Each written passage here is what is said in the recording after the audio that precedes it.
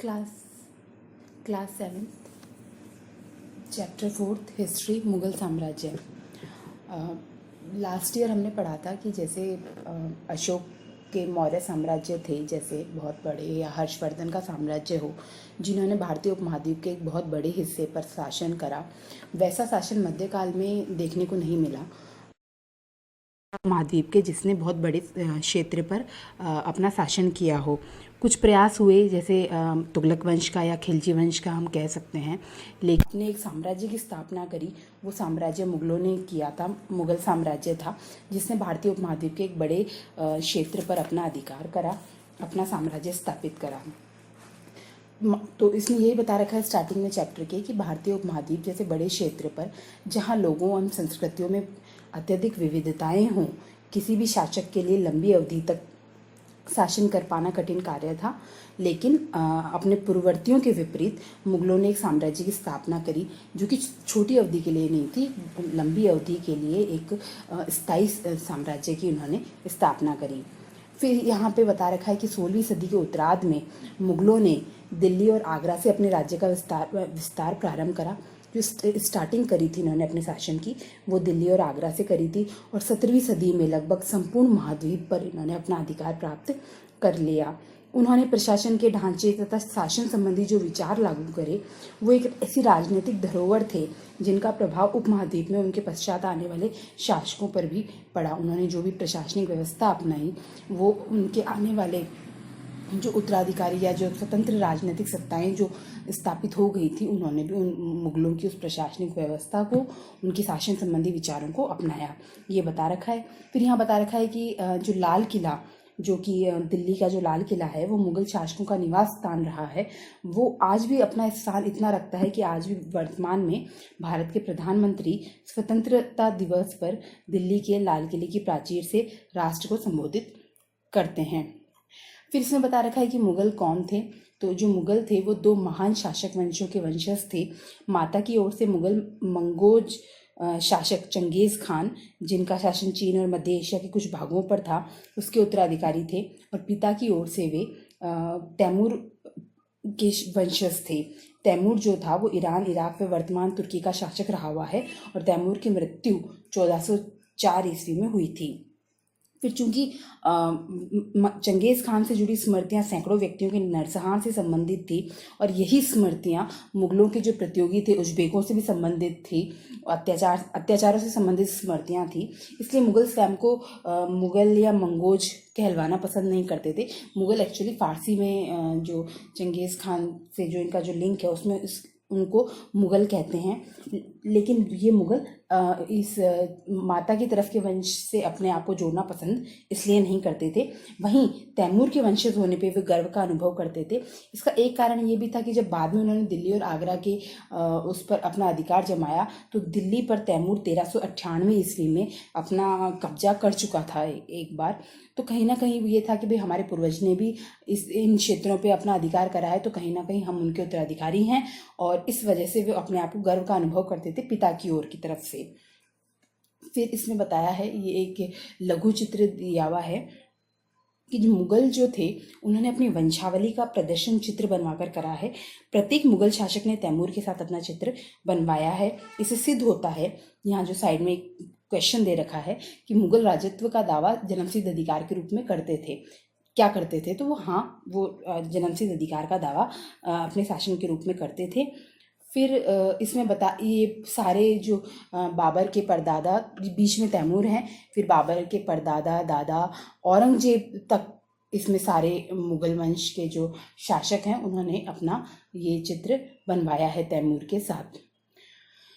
फिर इसमें ये है कि युद्ध में जो है बारूद की जो तकनीक है, वो उसका प्रयोग भारत में 14वीं शताब्दी में किया गया। आग्नेय अस्त्रों के लिए सबसे पहले इसका प्रयोग गुजरात, मालवा और दक्कन जैसे प्रदेशों में हुआ, एवं आरंभिक 16वीं सदी में बाबर द्वारा इसका प्रयोग किया गया।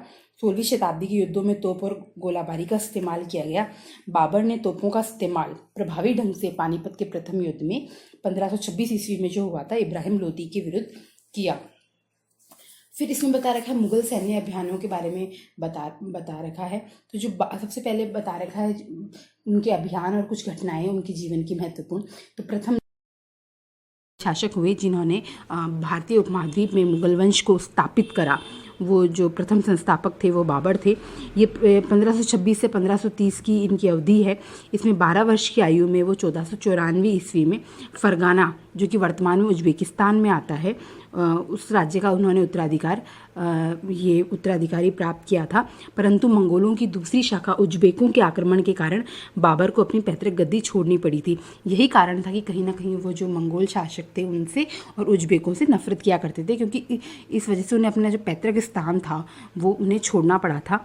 फिर 1504 ईस्वी में उन्होंने काबुल पे कब्जा किया बाबर ने। 1526 ईस्वी में पानीपत के प्रथम युद्ध में दिल्ली के सुल्तान इब्राहिम लोदी को हराया और दिल्ली और आगरा पर अपने आधिपत्य जमाया।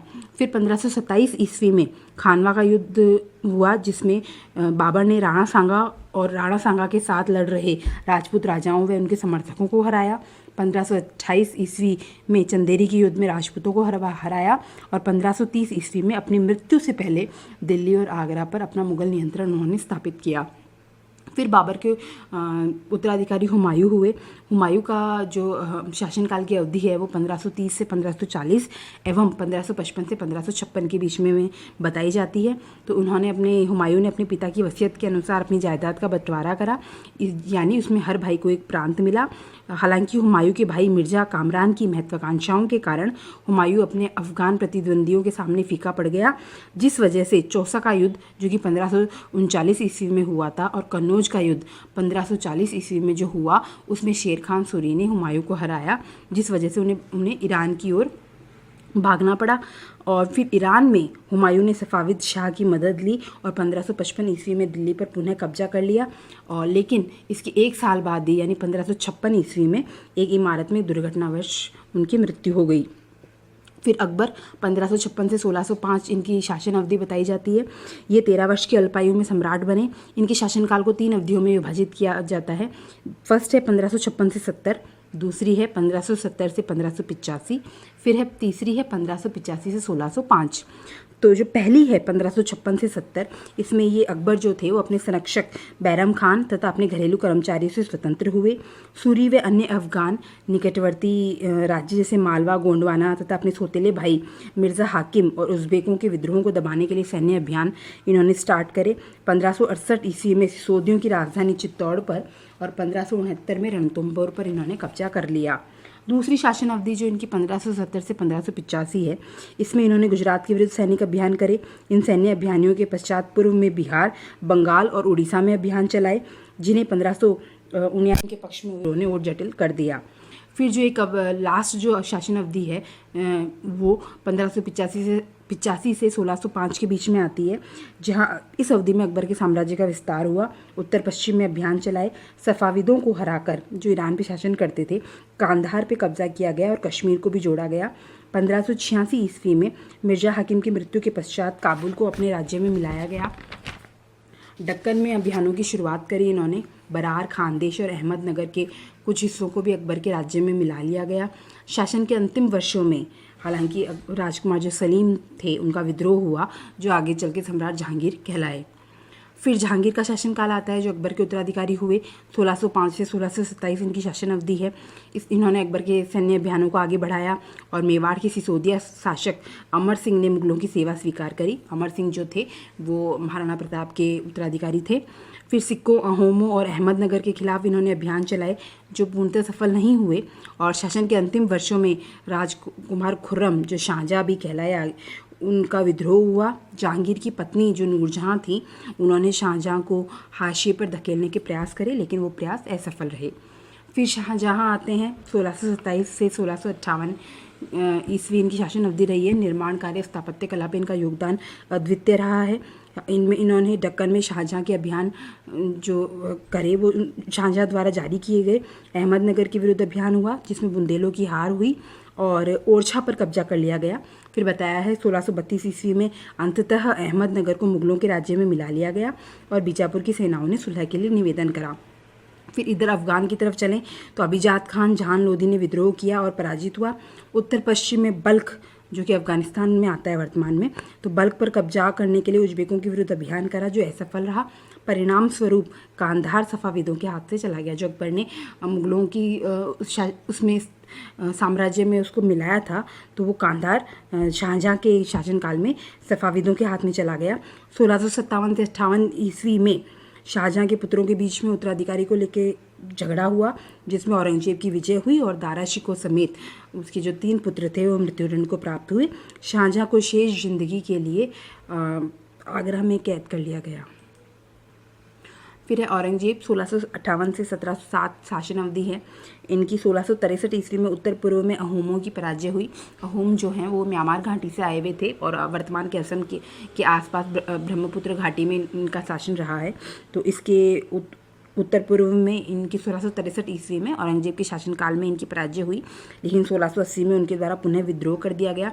इधर उत्तर पश्चिम की ओर देखें तो हम यूसुफजई और सिखों के विरुद्ध अभियान औरंगजेब द्वारा किए गए, जिन्हें अस्थायी सफलता मिली। और फिर मारवाड़ के राठौड़ राजपूतों ने उनकी आंतरिक राजनीति और उत्तराधिकार के मसलों पर मुगलों के हस्तक्षेप के कारण मुगलों के खिलाफ विद्रोह कर दिया।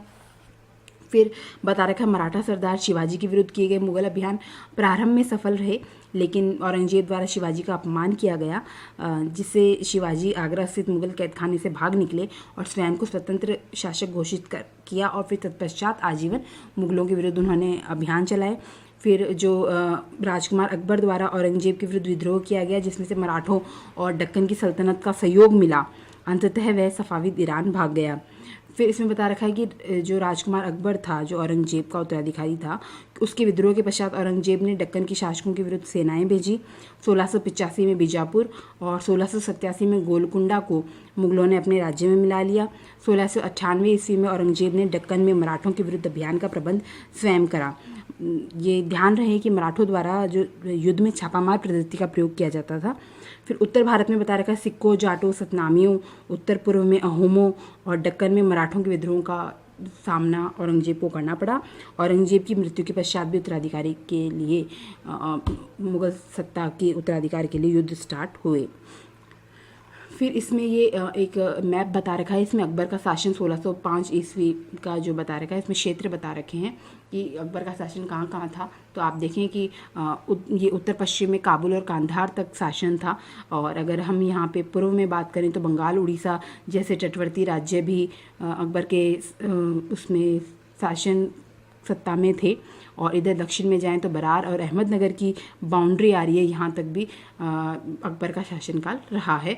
और अगर हम यहाँ उत्तर में देखें तो श्रीनगर, कश्मीर का एरिया भी अकबर के शासनकाल में है।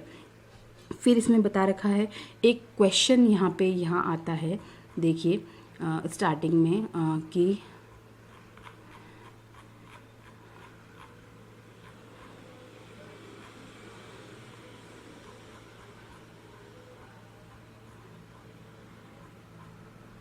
ये जो क्वेश्चन है कि सफ़ाविद ईरान से अकबर और हुमायूं के संबंधों में क्या अंतर थे।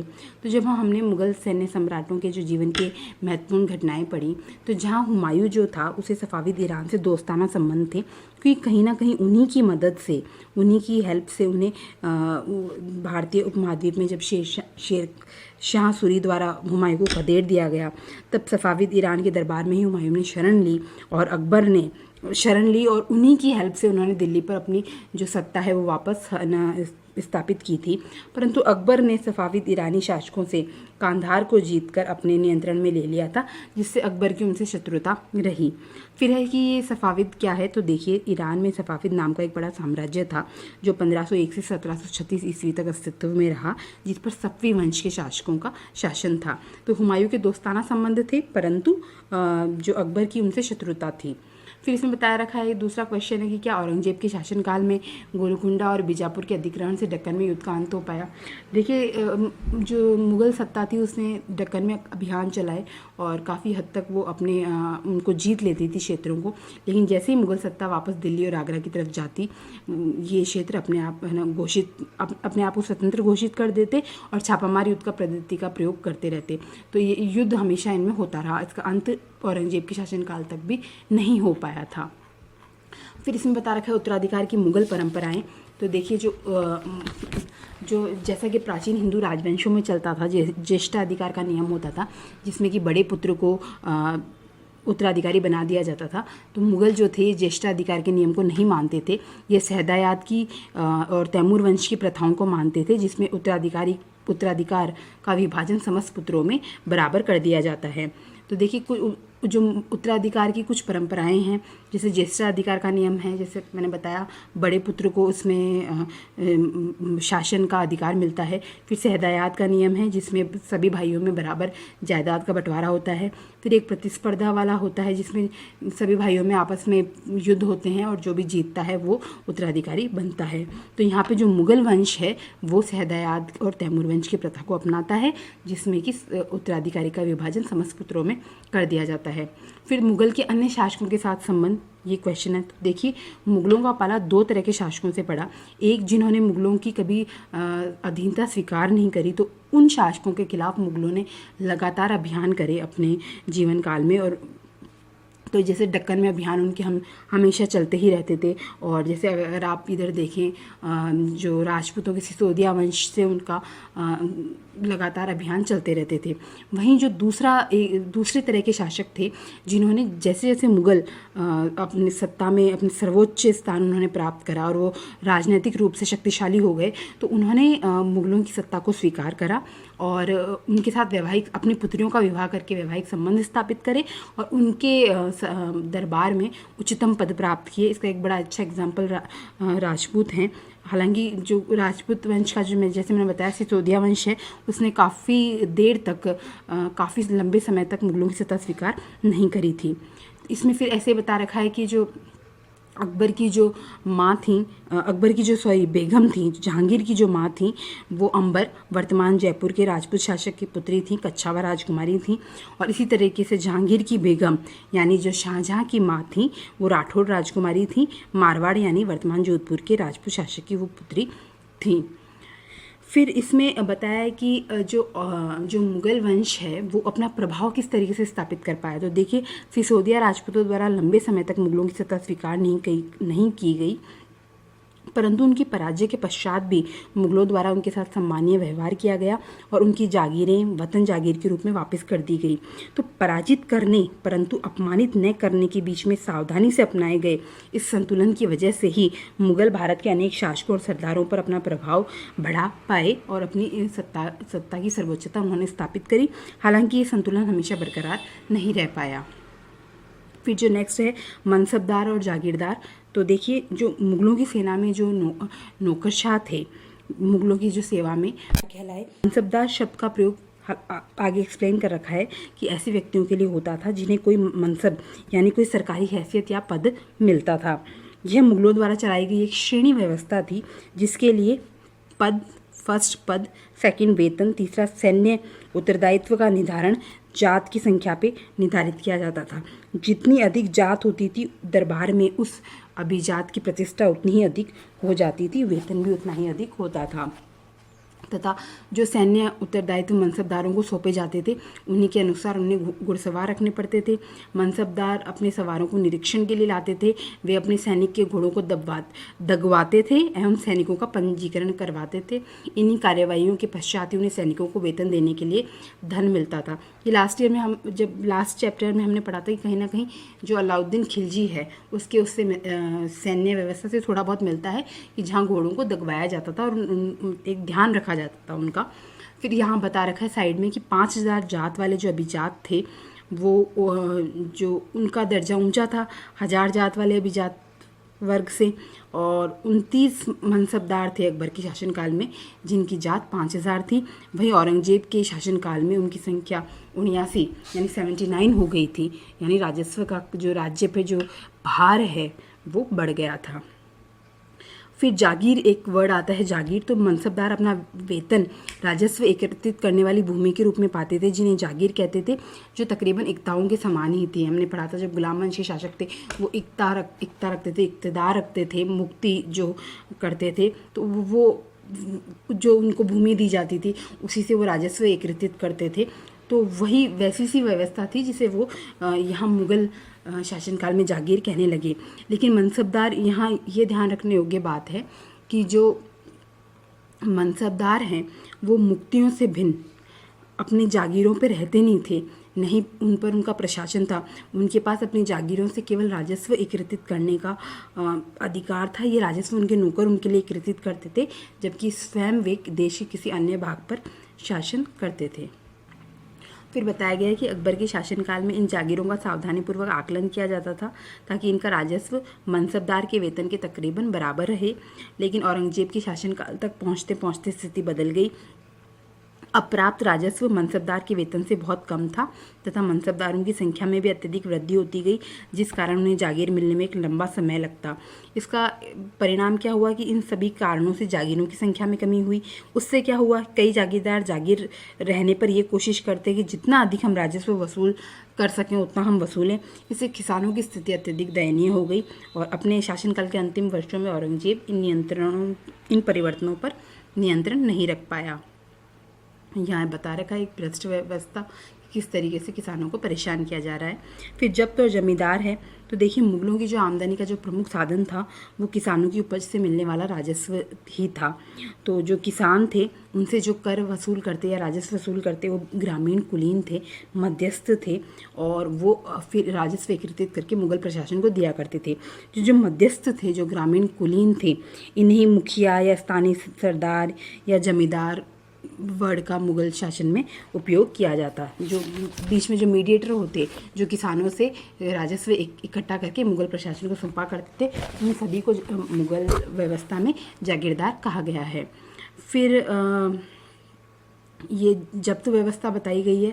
तो जब्त व्यवस्था राजस्व प्राप्त करने की मुगल व्यवस्था है।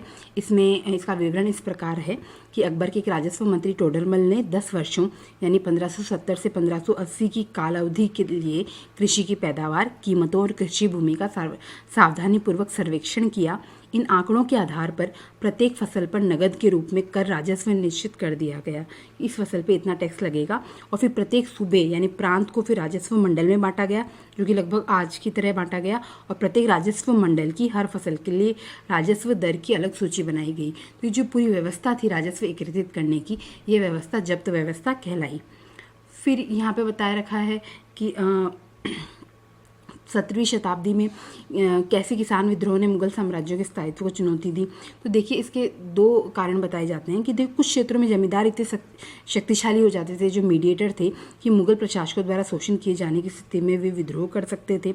दूसरा है कि कभी कभी एक ही जाति के जमींदार और किसान मुगल सत्ता के खिलाफ विद्रोह कर देते थे। फिर यहाँ बता रखा है अकबरनामा। जो अकबर के करीबी मित्र व दरबारी थे अबुल फजल, उनके द्वारा अकबर का शासनकाल 3 जिल्दों में लिखा गया है, जिसका शीर्षक अकबरनामा है। तो पहली जो जिल्द है, यानी जो पहला जो पार्ट है उसमें अकबर के पूर्वजों का बयान है, उनके पूर्वजों के बारे में विवरण है। जो दूसरा जो जिल्द है उसमें अकबर के शासनकाल की घटनाओं का विवरण है।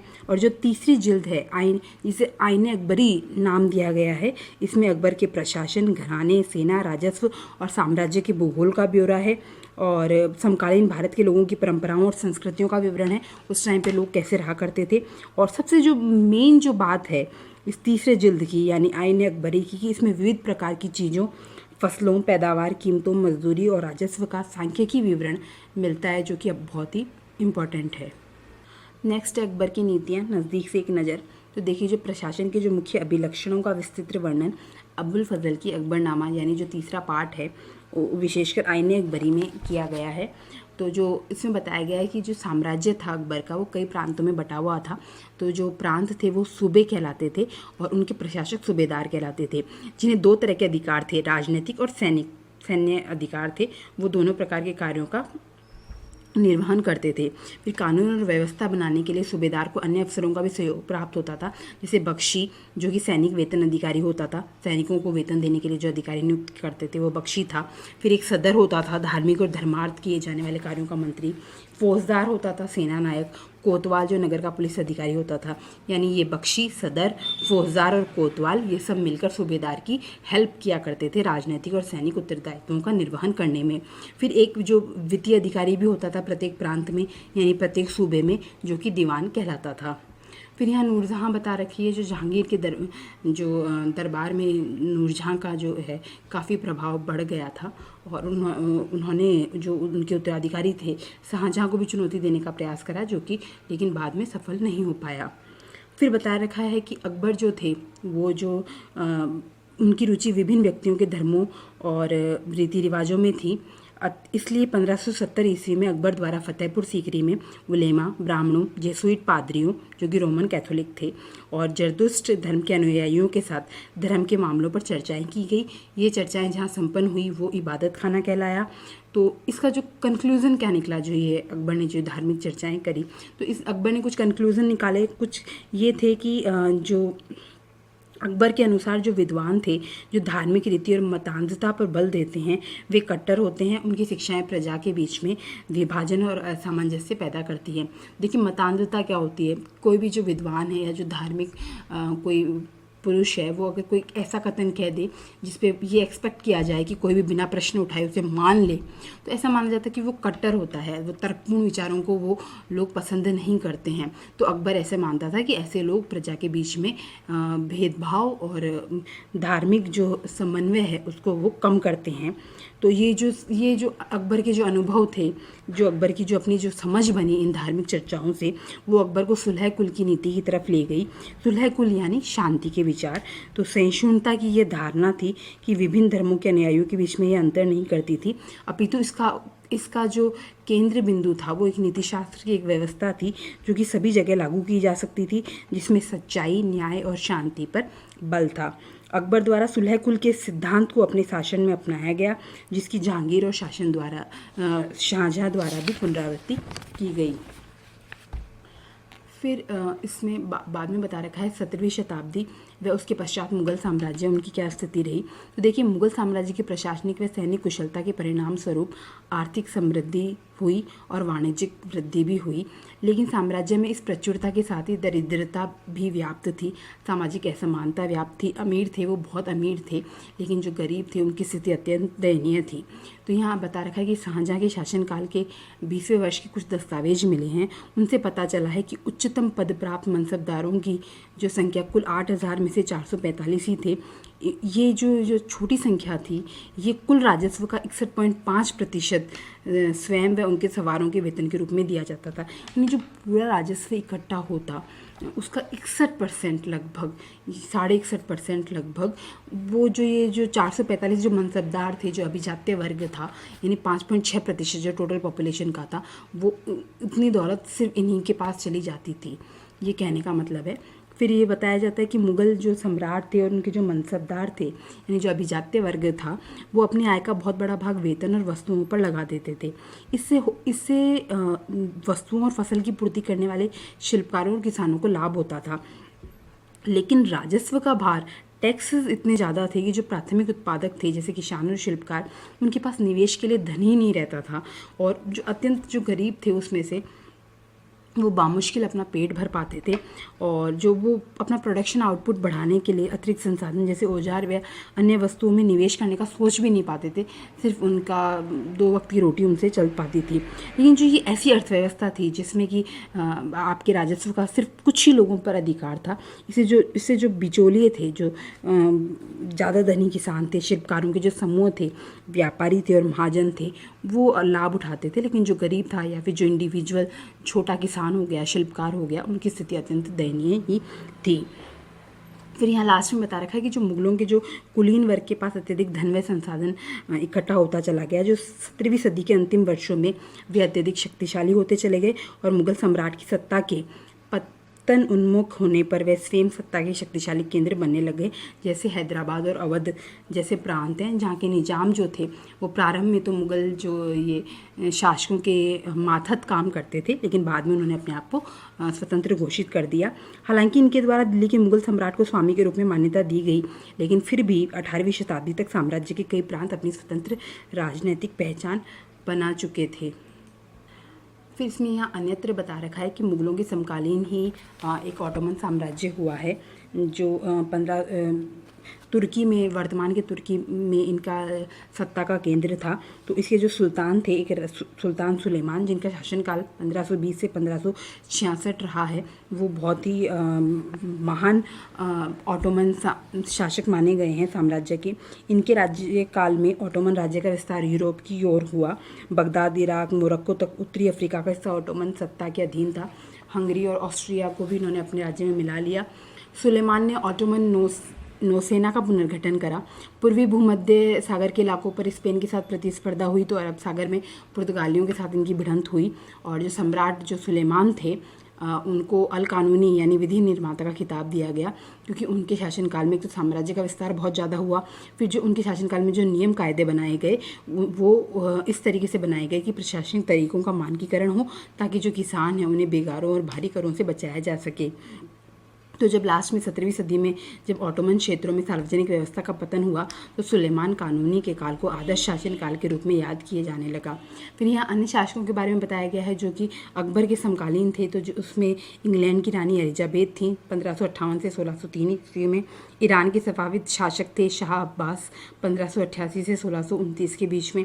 और रूसी शासक थे जार इवान चतुर्थ बेसिलिएविच 1530 से 1584 के बीच में, जो इवान दी टेरिबल के नाम से भी कुख्यात हैं। कि कुछ शासक थे वर्ल्ड फेमस जो कि अकबर के समकालीन थे। ऊपर जो ये सुलेमान बताए गए हैं तुर्की के, ये भी मुगल जो महान शासक हुए हैं। Thank you.